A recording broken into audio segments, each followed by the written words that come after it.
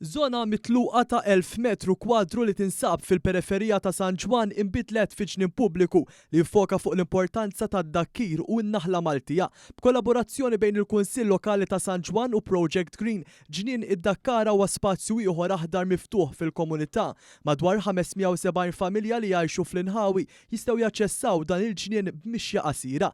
Il-ġnien infetaħ mill-Ministru għall-Ambjent Mirjam Dalli, is-Sindku ta' San Ġwan Trevor Fenech u l-Kap Eżekuttiv ta' Project Green Joseph Kuxkiri. Kif spjegati Chief Operating Officer ta' Project Green, ġnien id-Dakkara ser ikollu skop doppju kif se jinkludi siġar u arbuxelli b'aktar trab tad-Dakkra kif ukoll santwarju għan-naħla f'żona speċifika. Kull min jiġi f'dan il-ġnien ħajkun qed jitħarreġ fuq id-Dakkra tan-naħla kif ukoll liema speċi intażlu għal xiex intażlu dawn l-ispeċi. Nistgħu naraw ukoll linja ta' ċipress li dawn ġew imħawla biex jipproteġu mill-iktar direzzjoni tar-riħ popolari ġewwa Malta.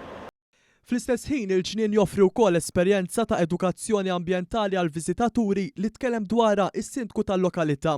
Illum ftaħna minn biċċar mitluqa spazju miftuħ ieħor di darba b'tema edukattiva, l-importanza tan-naħla u d-Dakkara. Il-ġnien fih varjetà rikka ta' flora bi 92 siġra u 276 arbuxelli, inkluż siġar ta' ċipress, tal-ħarrub, tal-kasti, tal-palm, tal-ballut u tal-ġakaranda, flimkien ma' ħxejjex aromatiċi magħżula biex jippromuovu id-dakkir. Permezz ta' dal-investiment Project Green għenet lil Kunsill Lokali ta' San Ġwan jitrasforma qalqa traskurata li tinsab ma' ġemp triq arterjali fi spazju pubbliku sigur u aċċessibbli.